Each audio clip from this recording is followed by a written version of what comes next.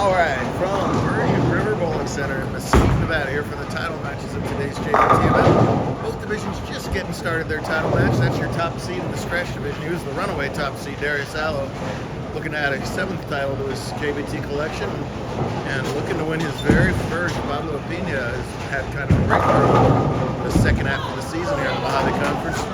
Made the finals in Pahrump, and here he is making his first career title match in the scratch division. Former Desert Open champion. Perfect ball there, matched it up 10-10. Over to the left of this giant pole, this is top seed in the handicap division, Giancarlo Rossi. He was by far the #1 seed in handicap. Plus 3 something for his game, and that double evens up the match on the scoreboard at a double for him and a double for him. But him's got to make up 48 pins to tie this game. Of course, he just come off a 260, 50-something scratch game, so we know he's more than capable of doing that. But Rossi has bowled great. We haven't seen him in a little while. Clearly been working on his game. Bowls that scratch leg at Santa Fe. They're used to the multiple patterns. Everything looked good there. Wow, a late break on the 4-pin falling. That's probably a solid set over there. Covers that. Jacob had front 9 earlier. A bunch of bowlers had front 9 today, but nobody came through even front 10. So, Camera of Doom is strong here on the Nevada-Utah border. See how he goes about his spares. Hang on bowling. One of the Brunswick oil patterns today. I'm not nearly as familiar with them as I am the Kegel patterns. The graphs are a little bit different to read. The scoring pace was listed as medium for this one. We've got it down to medium. These guys are so good, they just tore it up early. But 8 and 9 on a pair today. And this is full format, 5-game qualifying, 3-game semi-step ladder. So they're pretty chewed up right now. These are the original lanes when this building opened about 30 years ago. So a whole lot of surface friction. Some of the oil has pushed down into the back of the lanes. We see a lot of, even though they're playing this deep, the ball kind of labors in the back end, and they leave 5/10s. We saw a couple 5/7/10s today. Darius, all that rotation though, has no problem getting the ball to the corner. In fact, he did a 200 there as his streak, leaving the 360. A little bit there chatting with that. It's 24-lane setup here. You can see there's an open wall here, so we've had and we're right by a hallway that the casino uses all the time. So we've had a lot of non-JBT personnel floating through here, which has actually been kind of cool because they've been stopping and watching and everything going on. Some of the best bowlers in the West going at it. Darius Harden straight into 3-6-10, but not Harden straight enough as he chops it off. Open to the third gives Upina the lead on the bench. Somewhere back there is Giancarlo and his ball leaving 3-6-10, so we'll see if he can have better. The last time JBT visited here was 2004, where none of these people were even embryos yet. There,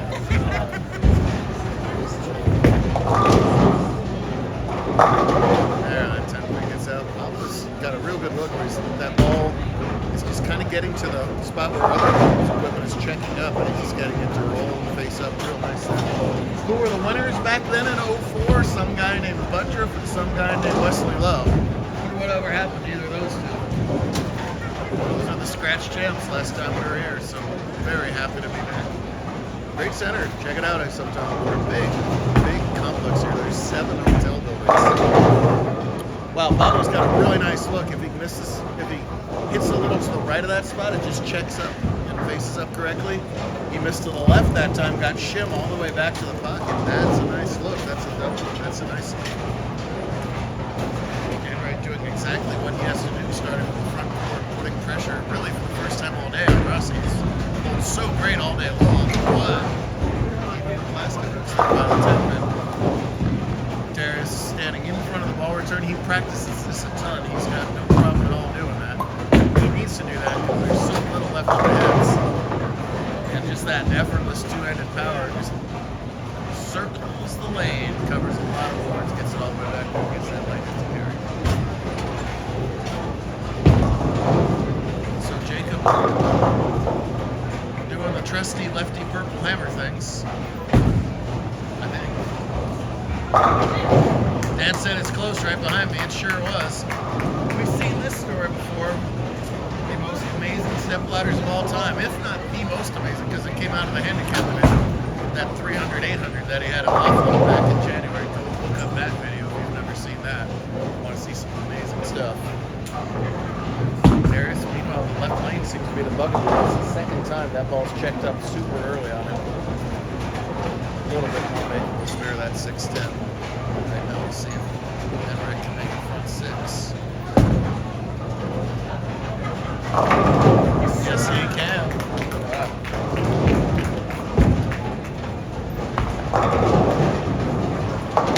Wow, on the right side spare is killing Darius right now. Back-to-back opens on 21.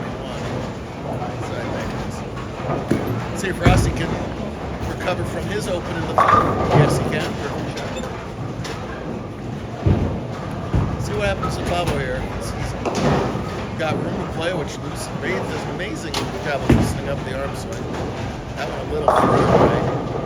Oh, and almost gets the 4-9. See that ball checked earlier as the farthest right ball that he got. It's almost bad. Well, not almost. In most cases, it is bad friction at that point. Quickly to spare. Rossi's ball. Boy, Brooklyn does catch the double, and boy, maybe partially because he went up quickly at that spare, whiffs the single picking just again. 9 counts. Stretch it into title matches. One pin winner in the last match, 224 to 223 over Gage Baker. Gage needed a double to beat him. And a third nice shot left over. Really wobbly 7. Boy, Yapina back at it, and Giancarlo's plastic ball is hooking right by that 10 pin for the second time in a row on that lane. 48 pins to make up might seem like a lot, but he's made that up and then some, so big advantage Enright right now. Already a 3-time champ, looking to get to number 4 here while Rossi number 1.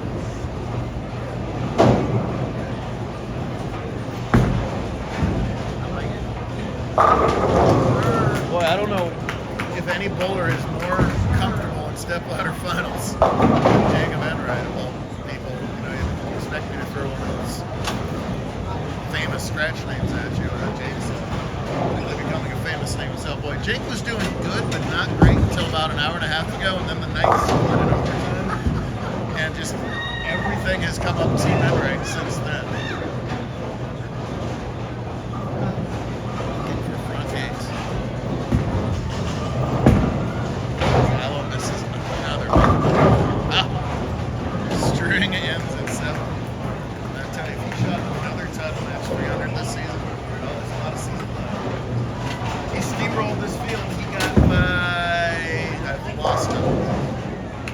By Hunter in the last game, and then Hunter beat old Cranky Pants there in game number 1. Cranky Pants. There you go. All right.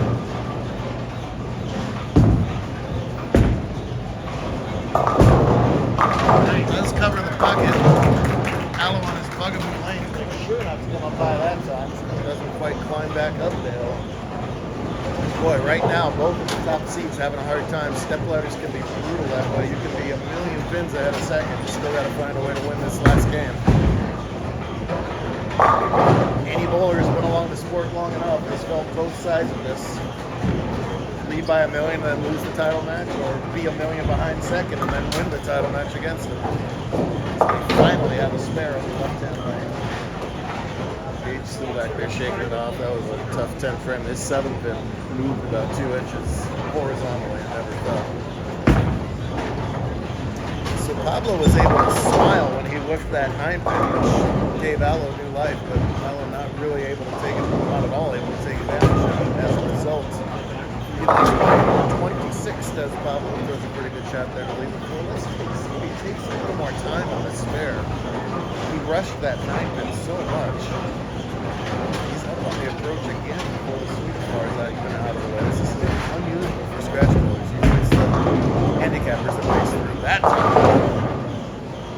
Each bowler's wired different though. Some people want to bowl as quick as possible, not overthink things. Some people become just absolute glaciers in these step ladders. It takes forever to throw a ball. They think you should had a shot clock. We don't. Pablo would have no problem with the pitch clock or anything like that. So there's that half 10 reaction, ball reaction. Quite a bit. Darius has room for 200 even. Pablo pacing 196. So I think a llama had a baby out there to the left. That's what it sounds like. A llama had a baby. Flags out the ball, the champion perfectly, and it has that. Meanwhile, just Giancarlo not able to get anything going in this match, and Jake put all the pressure on him, made him a lot harder. But you just got, even at this level, you gotta throw those spares. Or just never leave a spare like Jacob tends to in these high leverage matches.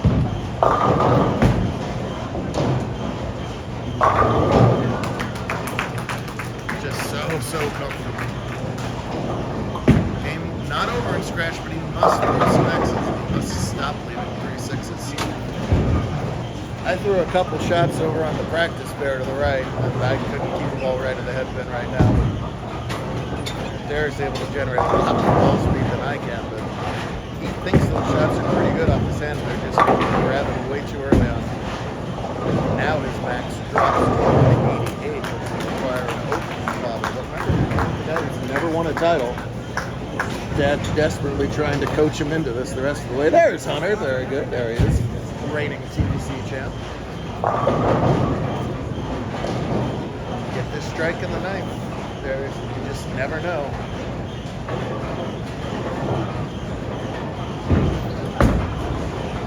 Likes it again.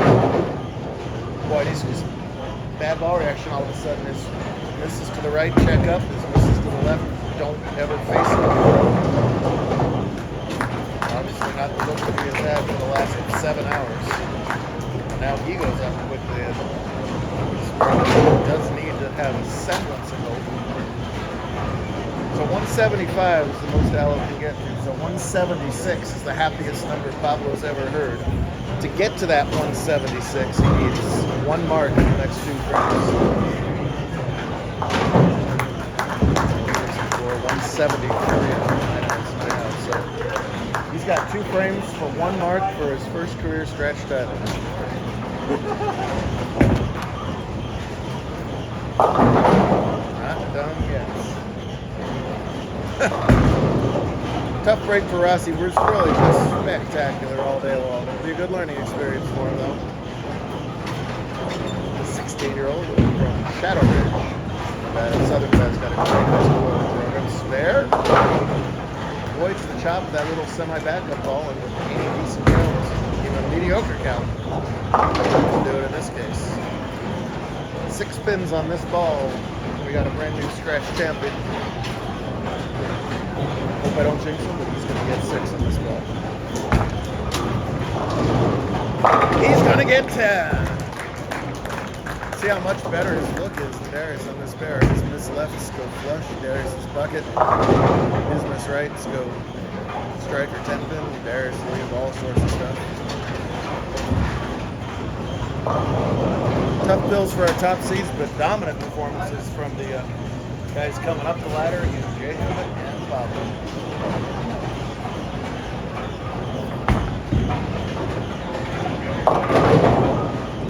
190 is going to be plenty in this particular case.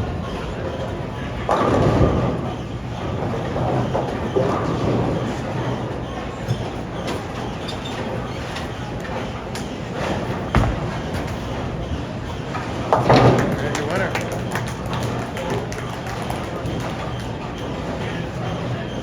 Is he smiling? He is smiling. A little mini. There we go. There we go. He's got such a nice smile. He finally let it go there.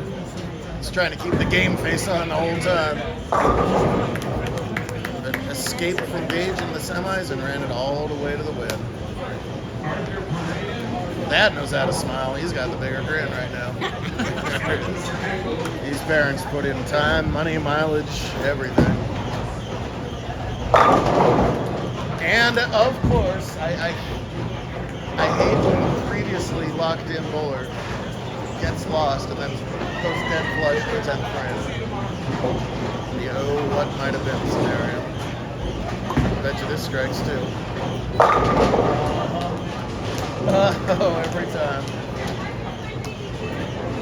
And if he tries, I bet you the next one strikes also. Oh, no, he's done. Oh, sorry. Got him over. He already threw the back drink. Great stuff all day long here in Mesquite. We'll do it again tomorrow. We'll hop one more time to a title in 8.